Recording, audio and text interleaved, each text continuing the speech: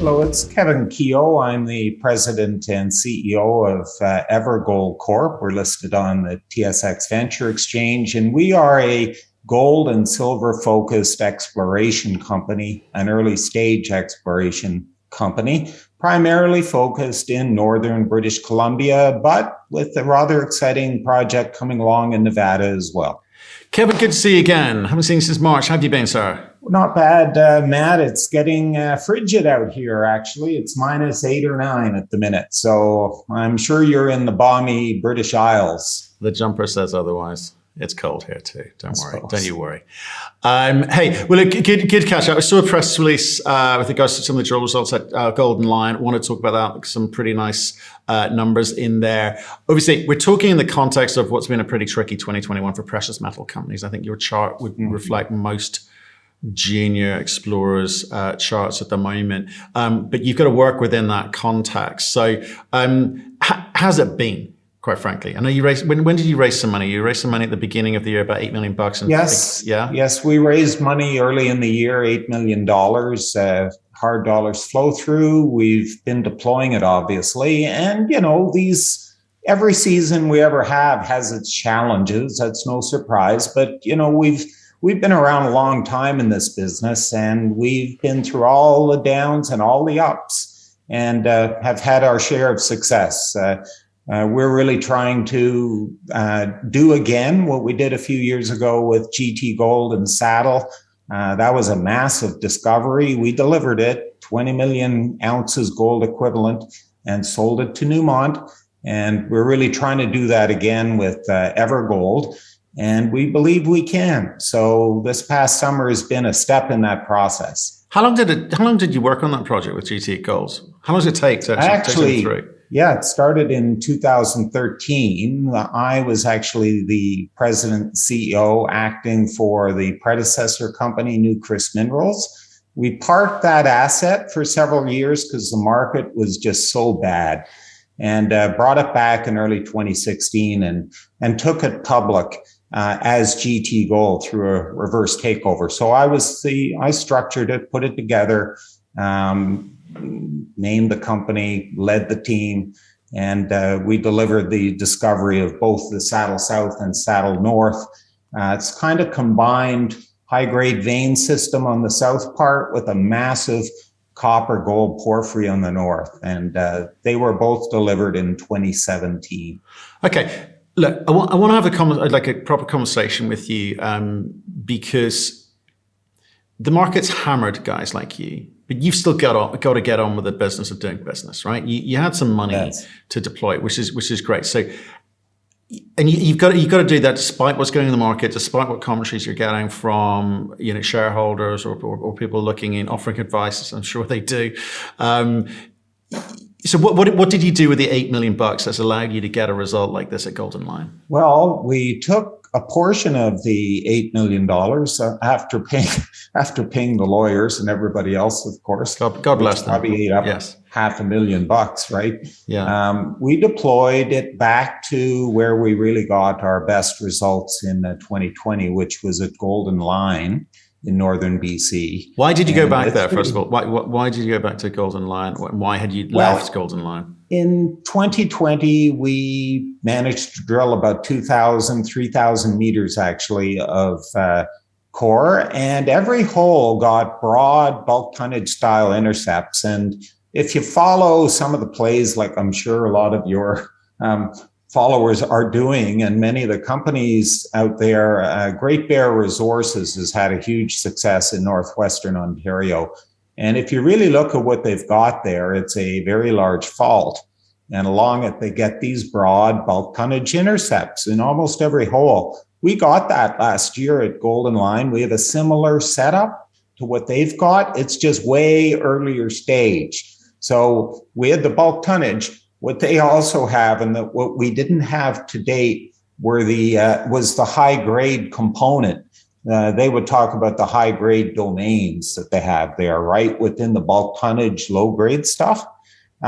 So we went back because we think the system is so big that it's probably got some high grade domains, and we discovered our first one this summer. That's why we went back to find it. We hope to find more too. Right, so you're trying to replicate the picture that Great Bear has painted before you. So it's interesting, actually, because they found it quite easy to raise money. Was that just a question of timing? Because they've just been drilling, not even worried about a resource, but the money was seemingly available to them. So, I mean, to what extent can you replicate what they're doing? I think it's a question of results first and foremost, and opening eyes. And I think we've probably opened some eyes with these latest results. You know, we had to wait a few months for them. We had a kind of, the season, our best results were in the last section of holes. We just got those. There's been a huge amount of trading in our stock since that news came out. It hasn't done a lot for us yet, other than bring in a lot of new buying. So that tells you something. That's really encouraging. So we've got our first high-grade domain, and sure as shooting, Matthew, when we go back there and we start bringing the drill density up, we're going to get a lot more high-grade results from what we've found now. It's interesting, actually. There's I guess there's three bits I'm intrigued there. You know, you haven't got year-round drilling. I guess that's number one. Maybe we should talk about that one. You've also got this overhang of people who got very, very excited in the middle of 2020 when your share price was up around, I don't know, 80, 90, nearly $1, right? Yes. Small companies, it looks great at the time, but you must have known then that was overvalued. You need to backfill it, or you need something spectacular to happen to kind of justify those things. But you've got those guys sitting up near buck or somewhere in between 50 cents and $1, and they're just like waiting for this thing to take off, and it hasn't. It's been heading down. They are a problem for you around tax loss season specifically. So, you know, do you try and control that next time round? Do you say, you know what, we'd rather this didn't happen again? How do we temper the enthusiasm? I find it virtually impossible to do that today. And I think most CEOs will tell you that, especially if you're a very early stage little company like we are, where we don't have a lot of human resources to throw at, you know, trying to stick handle shareholders or this, that, and the other thing.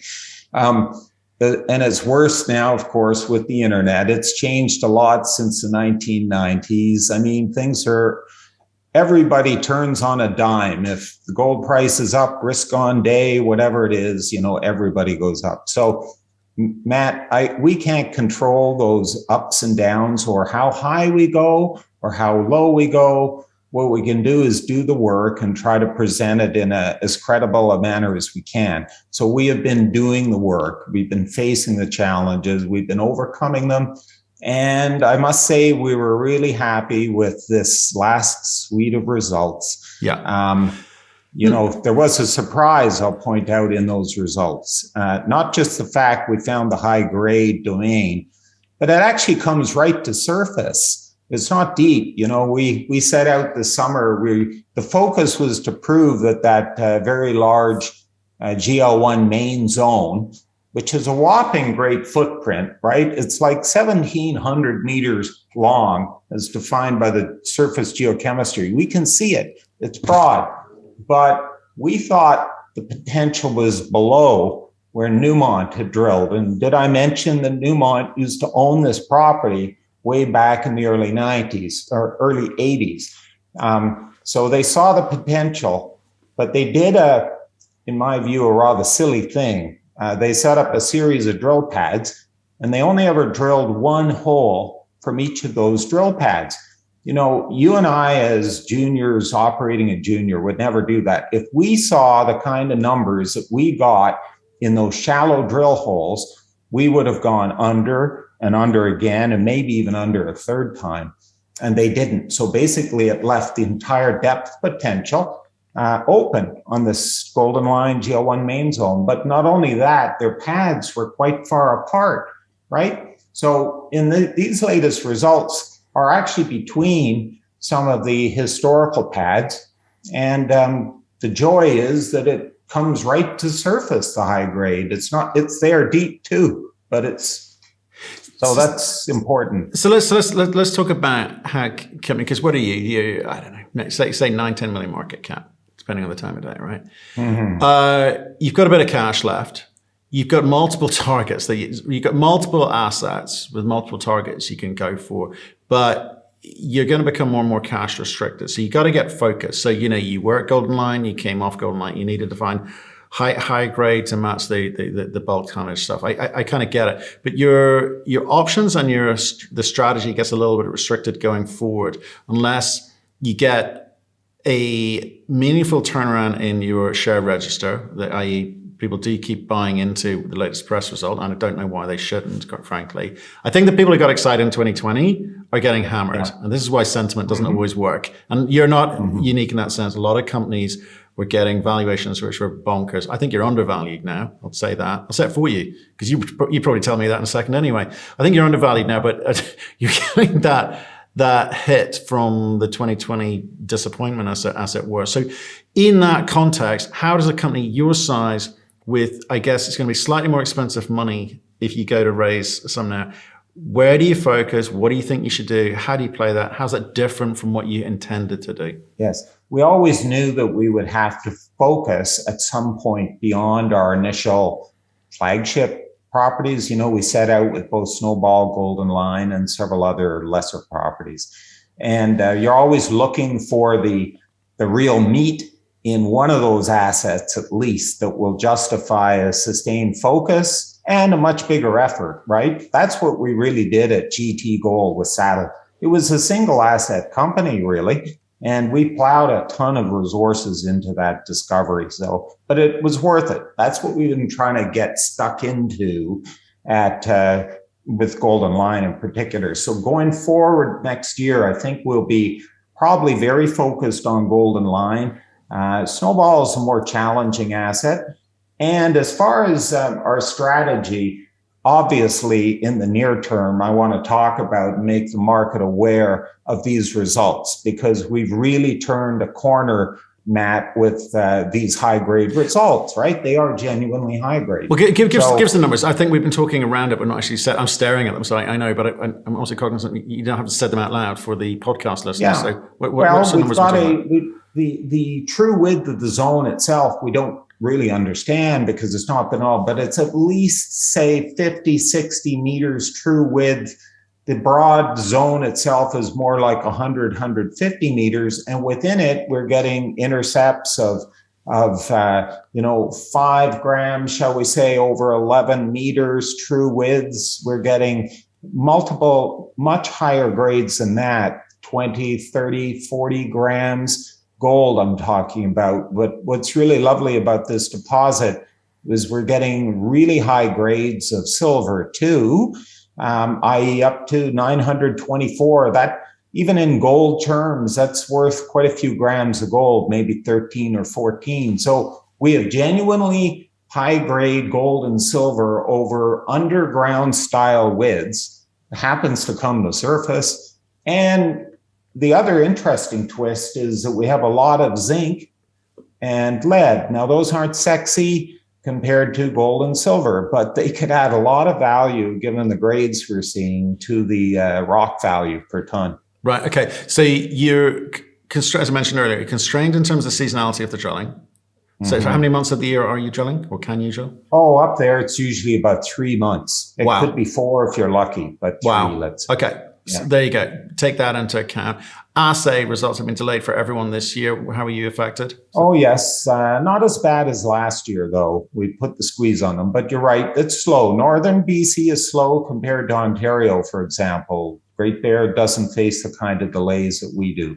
But if you deliver results, deliver core to be assayed late in July, then you can expect the results. Well, in our case, it was early November. Right. So, so you've got that going on, or you can pay more to get ahead, slightly further up the queue for assays, less than ideal. So in terms of cash available to you now, what do you do next? What's the great plan, given you can drill 3 or 4 months of the year? How do you keep this fresh in the minds of people listening or watching this? Firstly, as I mentioned, we're going to spend a lot of time just broadcasting and building the awareness over the next couple of months. I do expect that's going to have a positive impact on the share price beyond the end of the year. So that'll be very helpful. Raising money per se is traditionally not an issue. It's more a question of the terms.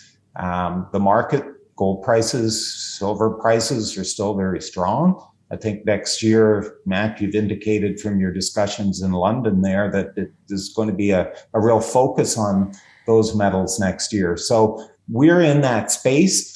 We have these results. We're going to broadcast, get the awareness up. Hopefully the stock price is going to respond over the next several months. And then we're going to be more focused in what we do. I would. What does that mean? Tell me what that means. We're going to be more focused on what we do means what? Yeah, that means we're probably going to go right back into Golden Lion with a focus on that high grade domain that we've just delivered. Because we think, and many of your viewers will know, in a high grade system, you got to get your drill density up. I mean, some of these deposits, high grade, Brucejack and that, they're only meters apart with their drill holes. That's to overcome this nuggety effect. What you're seeing in those high grade results we just delivered is basically a broad high grade epithermal system that's got a lot of high grade scattered through it, but you don't hit it in every hole. So we get the density up, and I assure you we're going to hit a lot more, and we're going to deliver a lot more really strong numbers from that system too. So that's going to be the focus there. I might add that, we have a property in Nevada called Rockland.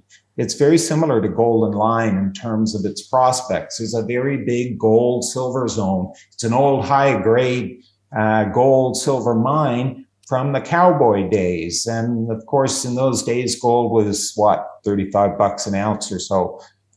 They just took the best stuff, left a lot behind. We have a very large drill gold zone that BHP had many years ago. And we think we can go back into that, and we're planning to start drilling it next year. And obviously, that's a project that we can work and drill when we can't be busy on Golden Lion. If you've got money. If we have money. Right. We'll get money. I'm quite certain we can raise money. I've got a very good track record doing that. It's always a question of terms. You obviously have shareholders who are really sensitive. I'm a key shareholder about dilution. We are basically a capital pool company, right? That's we raise money and spend it. But I think people are looking for capital gains opportunities with us. They shouldn't be expecting dividends, but what we're really hoping to do is find a discovery of merit, drill it off, prove it's large, and potentially sell it like we did to Newmont with Saddle. Yeah, I mean, but history is an indication of what you're capable of. But the ore body's going to determine what success looks like for you guys. But you want to put yourself in the best possible position to take advantage of it if it is good. So I come back to the companies of a certain size with restricted capital. You've got to be careful.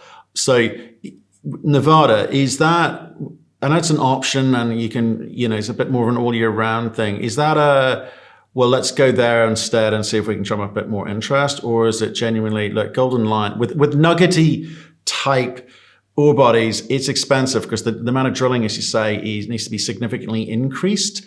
We've seen this in multiple big stories in Canada. If you get it right, you get it really right. But if you don't, it's just an expensive program. So where are you leaning in terms of the way you talk to the market about the focus? Well, we're leaning to Golden Lion very strongly. I think Rockland is a prudent property to have. You do need optionality in this business, right? You cannot guarantee success, and I tell shareholders that. I think over time you can and will be successful, but sometimes you have to cycle through some properties to get there. That wasn't the case with GT Gold, but that's not always the way it works. So I think with Golden Lion, we've got the high grade juice we were looking for, and it is now worthy of a sustained focus over several years. How much and when we deploy on Rockland, well, I can tell you we're working there now. It's just we're not drilling. How much we do there remains to be seen. And quite frankly, even at Golden Lion, we have not yet planned exactly what we will do in the way of drilling next year, right? We are working through the results and modeling it. So it's an interesting one with the grades that you've got, because like I say, you've got nice, high grade gold. You've got pretty good silver grades as well. The zinc is high grade. The lead's high grade. Everything you got a big chunk of contained metal in there. It's fantastic. But then comes the problem of what does it start giving up? Is it giving up more silver or giving up more zinc? Is this a polymetallic story which has its own degree of complexity in terms of narrative in the market as well? So I guess at least you got a bunch of options. We have options, and we haven't done any metallurgy, for example, and we will see. Partly it's understanding reasonably so what you have. We don't understand yet the distribution of the gold and the silver. Obviously, that's the highest value component of it. But we shall see. We just need to do a lot more drilling. We will focus on the high grade gold and silver. That's okay. it. So I just want to finish with this. I just want to understand the amount of drills that were turning at Golden Lion and the number of meters were what? Well, it was very minor. We only had a single drill this past summer, and we only drilled about 1,800 meters at Golden Lion. It was quite a bit less than we had anticipated, but as luck would have it, we got our best results right there at the end. So we are really well set up for next year. Great. And then plan for next year in terms of number of drills, number of meters, allocation of capital. What's that look like? I would think we would probably go back in with a single drill. That would not rule out the possibility of adding a second drill during the summer. We have done that before, like at Saddle, for example. And number of meters, it will certainly be probably north of 3,000 meters. Could be 5,000 meters. It just depends. We could scale it up, If we can operate July, August, September, Matt, we could get a lot of drilling done. This year we operated for 28 days drilling. So. Oh, wow. Is that because of fires, flooding? No, just fires. Access to resources. I mean, what was happening? I know it's tough up there. It's far northern BC, the Golden Triangle. So there were no serious fires up our way. Okay. No flooding either. So good that way. There's in fact not a lot of forest at Golden Lion. It's all above tree line. So right. Yeah. No, it was mainly because of labor issues with the drillers. You may have heard that, right? Money, yes, there was headhunting going on. You're Mr. Driller, you go capture a crew from the next guys. This is what happened to us. The company lost several drill crews to the competition, offered them an extra $100 a day, and away they go. And your driller comes to you and tells you, sorry, we can't do the rest of this contract. But oh, man. Anyway, those are the challenges, huh? We face them. Yeah. And we got what we need, I think. I'm very happy with them. I know the crew is genuinely so. We've proven a point. There's real high grade there, and it's got underground style widths, and it happens to come to surface. So we can build on that for next year. Fantastic. Look, Kevin, I'm sure you will. Great press release, really interesting numbers. I think for me, I just want to see you drilling in and around that and see what comes back. It could be a very, very interesting asset for you indeed. Appreciate your time today. Yeah, I think so. We do want to build real value. We're motivated to do this. We have a really hardworking team. We're at this 7 days a week, and we enjoy it, or we wouldn't work as hard as we do. But we have the ability to really, I think, achieve something of real merit at Golden Lion and elsewhere. But that's the immediate focus.